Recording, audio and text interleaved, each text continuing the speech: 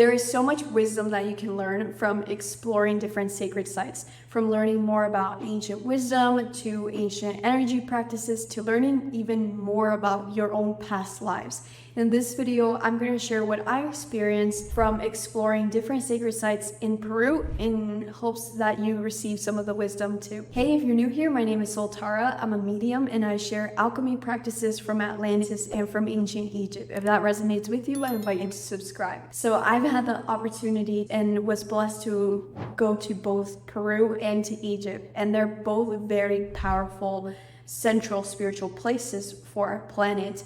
Peru is more connected to Pleiadian energy, and Egypt is more connected to Syrian energy. While different sacred sites within those two countries, they can also connect with different star systems. Overall, Peru is mostly connected to the Pleiades and Egypt to Sirius. And so both of these places are very powerful and they just connect to energy in a different way. So I'm going to start off with the most powerful place I went to after Machu Picchu. So this is Qorikancha, and it's very easy to access if you're in Cusco. It's right in the center. And Qorikancha was the central place of the Incan Empire. It was the most important temple. And what's so fascinating about Qorikancha is that it was actually the center point where all of the different energy lines were connected to. So you can see in this picture here. But what the Incas did is they created this intricate network of energy portals and made sure that they all nourished each other. And so the Incas, they would build a ceremonial place, a sacred site, in energy line of the earth. So energy lines, most people call them ley lines. They're naturally occurring lines, currents of energy that run underneath the earth. And so the Incas, because they were so connected to the earth, they could instantly notice where these power centers were. And they called them huacas. And these huacas were all connected by the priestesses at the time, and they connected them energetically so that they all fed Qorikancha, the center of the Incan Empire. And now modern countries do this as well. If you go to any capital of the world, but let's just take Washington, D.C. as the main example. Washington, D.C. has an obelisk in the center of the city and is directly aligned with the White House. An obelisk is an ancient Egyptian structure that is used to channel energy, and the obelisk is right aligned with the White House. So what do you think? They built it that way so that a lot of power and influence can come from Washington, D.C. So these are ancient principles that are being used today. So the Incas did this, and the colonialists, when they arrived, they started to destroy a lot of these sacred sites. Qorikancha itself was also destroyed, and now, thankfully, it has both of the restoration of those indigenous sacred temples, and it also has a church right next to it. It's actually a Catholic convent. If you go to Qorikancha today, you'll see the Temple of the Moon, the Temple of Lightning, the Temple of the Rainbow, the Temple of the Sun inside of Qorikancha. And so these are the remnants of it. So even though a lot of them were destroyed by the colonialists, they still hold power. And the reason is because the stones that were used to build those temples were actually made of crystals, and crystals are like SUVs. That's why I love to wear crystals, because they hold a lot of information inside of them. So just like if you were to plug a USB into your computer, it holds a lot of files and documents and information. Our crystals have the capacity to hold a lot of information as well. And so that's why if you go to Qorikancha today, I encourage you to go to any temple inside. Maybe it's the Temple of Lightning, that's the one I was sitting at, and I could feel the energy, and I could also see many stars and see the vibration, and it's still very high. And so that was really good to know.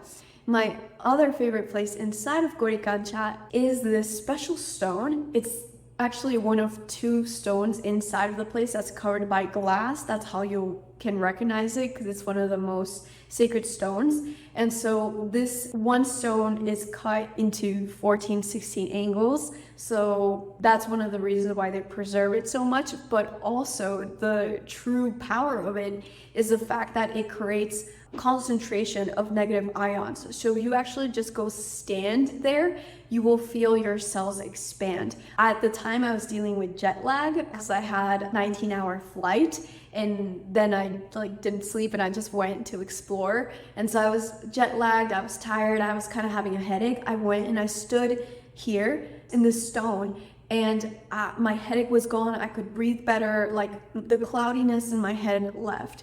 And so if you think about the amazing medical power that these stones can have for people, and that's why a lot of folks go to sacred sites around the world when traditional Western medicine can no longer help them.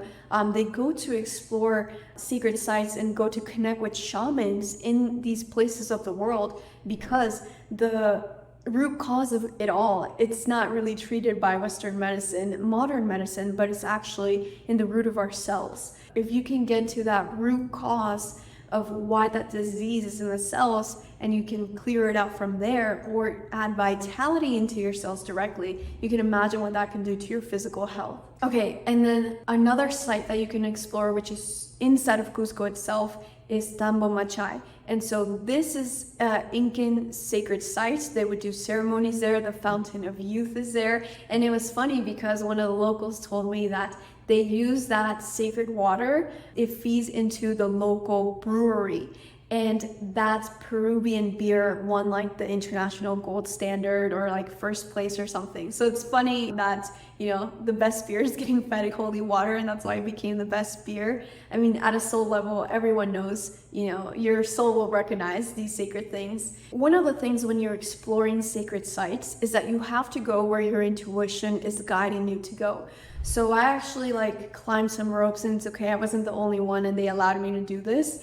And I went to up the mountain basically, and I found a cave there, and I love exploring caves. And when I went to this cave, there was a bunch of coca inside of the cave. So the coca leaf is a sacred leaf that's used throughout the Andes as offerings for Pachamama and to the spirits of that space. And so obviously before I went to do work there, I asked for permission and I offered some coca.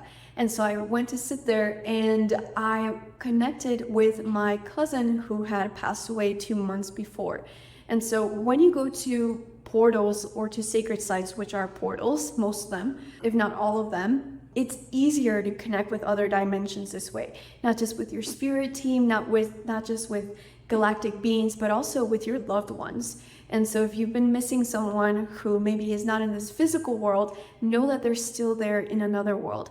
And so maybe that's something you can do, light a candle, make an offering, and go talk to them, because I know the grieving process sometimes can be difficult.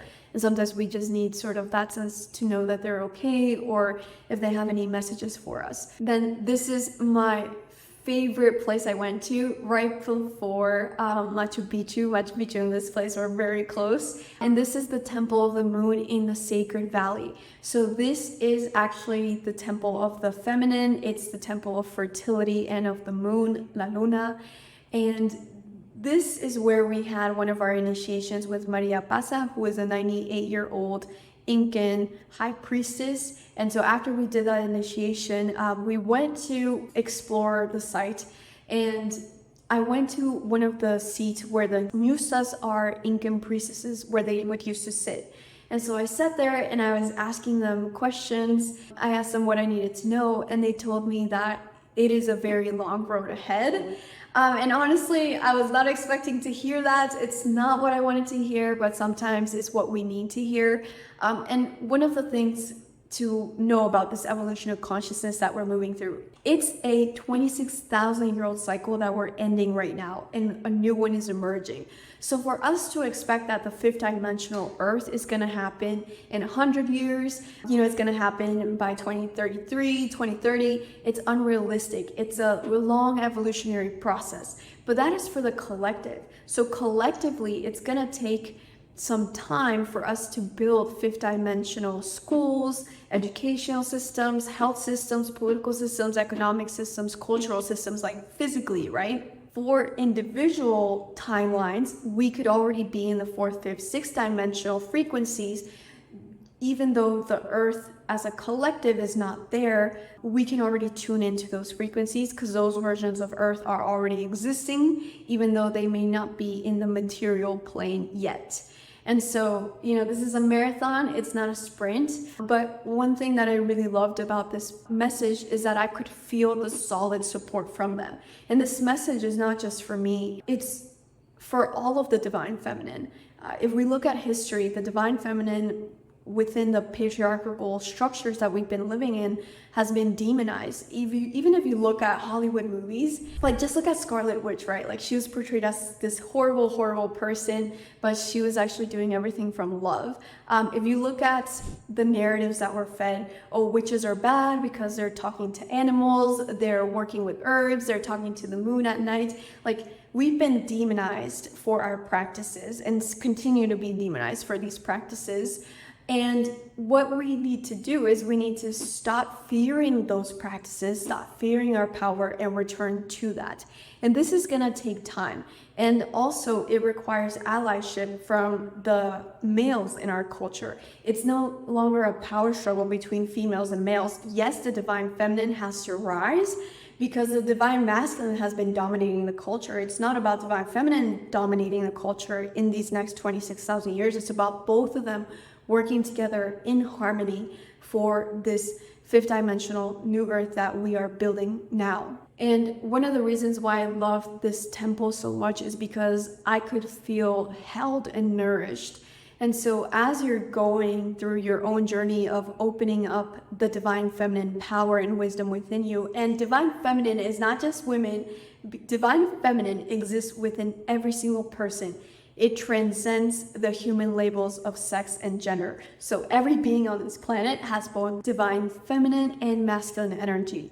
And the journey to open up and connect and awaken your divine feminine energy, that's gonna take time too. Because we live in a masculine mind-based world that it takes time to unlearn those behaviors and that way of life.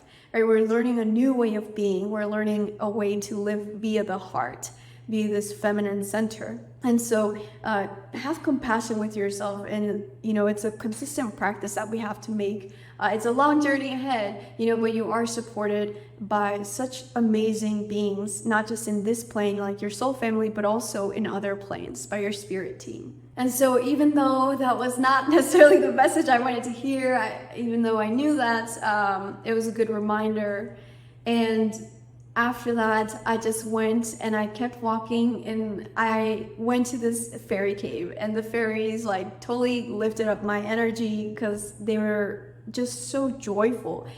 And the fairies, they're very cheeky. So you'll notice that whenever you start to sneeze a lot, your nose gets itchy, or maybe your skin gets itchy, that's a sign that there are fairies near you or in that place that you're exploring. Even actually when we arrived at the Temple of the Moon, before I even went up to this fairy cave, I was sneezing nonstop for 10 minutes. And then the fairies were just coming.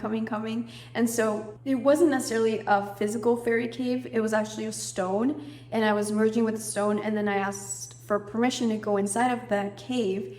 And the fairy cave was actually in an etheric plane.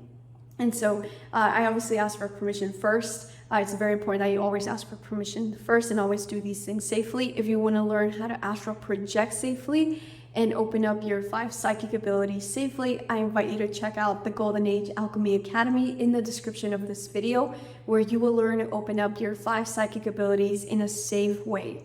And so inside of this fairy cave, it was very luscious. There was a lot of crystals inside. It was like a nectar flowing through, like a current, a waterfall of nectar. And they were just being so cheeky with me. They were very playful. And I went inside of a laughing chamber. So inside of their city, they had this laughing chamber all the way at the end. And I was just sitting there. And I started laughing hysterically. And I was like, luckily there's no one around me, otherwise they would think I was totally nuts.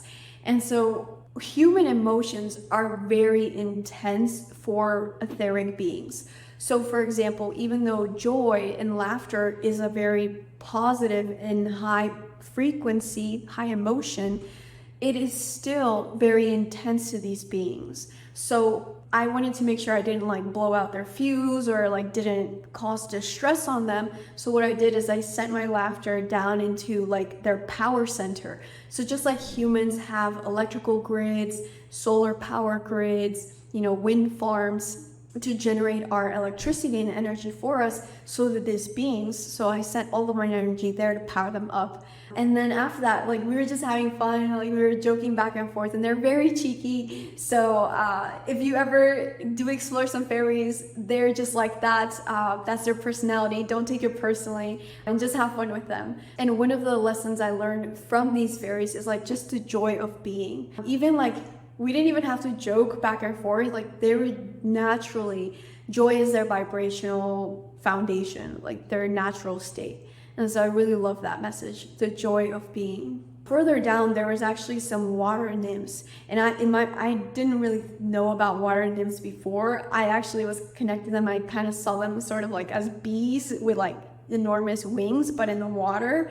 And so the message from them, their job was to clear anything that was obstructing the path, anything that got stuck and prevented the current from flowing. It was their job to get that out of the way so that the current could flow again.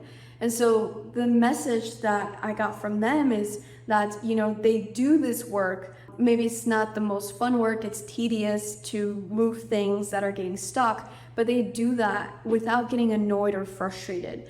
And that's definitely someone as a triple fire sign that struggles with that. I like to do things very fast, I'm impatient, and I like things done very quickly. And when they're not going my way, or if they're not going fast, then I get frustrated or annoyed. If any of you fire signs are out there listening to this, when things are stuck or not going your way, just know that you don't have to necessarily default to frustration or getting annoyed. Just allow things to flow. This other place is called Ñaupa Iglesia.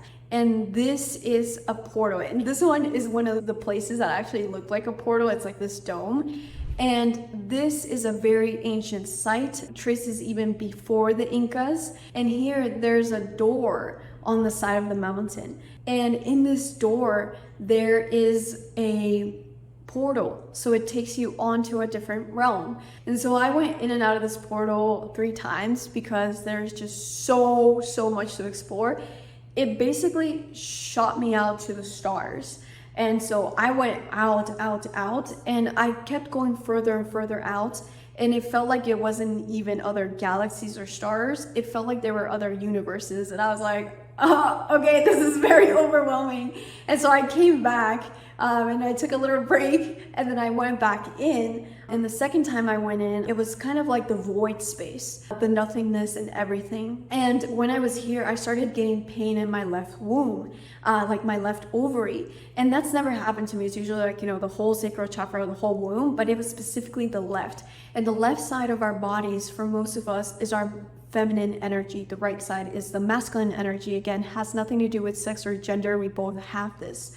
And so it was the feminine aspect, and specifically the womb. And so here, like a few days before this, I was at a different sacred site. So I actually did some womb healing and healing for my past lives connected to sexual abuse. And I actually share that story in this other video, and I'll add that video in the description here. But I thought I had cleared it there, but there was apparently some other timelines that needed to be cleansed as well. And so what I did is I just started sending love across all the different timelines, and also to my soul family, because that specific issue was connected to a covenant that I was a part of in the Gaelic world. So after I did that, I started to notice that the pain just left. And so I came back out, and then I refreshed, and then I went back in. And this time I went in with an intention to connect with the Cosmic Mother. And so when I was connecting with the Cosmic Mother, it was pure bliss. And also I saw many baby dragons. It was the most precious thing ever. And these baby dragons were creating planets. And I was just thanking them for creating everything in existence, because they did create everything. And so I was thanking them for all of their service and all of their love. and I was asking them to teach me more about the cosmic nature of the elements.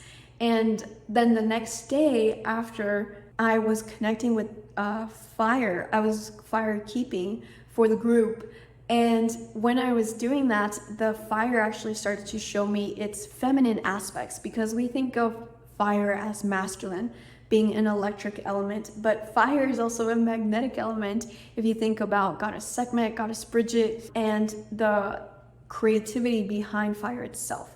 And so that was really cool with that, and I'm still learning from them. It's an ongoing process. There's a lot to the cosmic nature of elements. And last but certainly not least, on the last day we explored Machu Picchu. So Machu Picchu is this metropolis place high up in the Andes, and it is a sacred city in the sky. And it was used for spiritual ceremonies, rituals, and also as an observatory for the astronomers and astrologists of the Incan Empire. So actually, from Cusco to Peru, you have to take a bus and you have to take a train. So it takes about, I want to say 3 hours, like via vehicle transportation.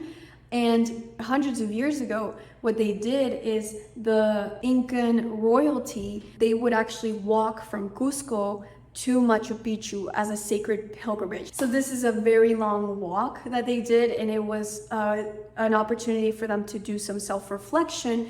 When they arrived to Machu Picchu, they were ready to receive the blessings and the wisdom. So sort of like a cleansing energy as they walked for days to the sacred city. Machu Picchu is not just a metropolis for the Incas, but it was actually also a metropolis for galactic beings. So there were many different galactic beings sharing their wisdom here, not just the Pleiadians. And when you go to Machu Picchu, like, just go where you're guided to go, because it's massive. There's so much to explore there. One of the main places that you'll see in the center of Machu Picchu is this stone that the solstice, on solstice day, the sun hits that stone like right at the right angle, right at the right time. And there were some different sites within Machu Picchu that align with the solstice, like certain windows are at specific places.